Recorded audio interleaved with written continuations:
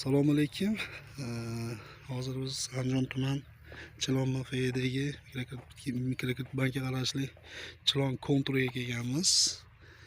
10 gektarlik ushbu konturda 56 ta dehqon fermerlarda ishtirokida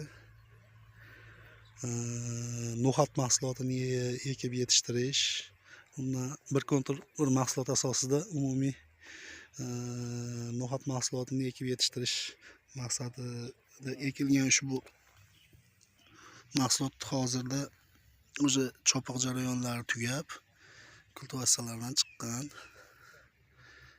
Hop.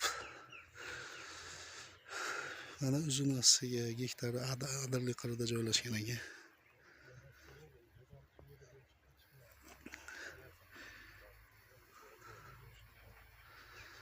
Hop. Ushbu konturda hozir uzunasiga uzunasi taxminan 150 metr, eniga 900 metr atrofida to'liq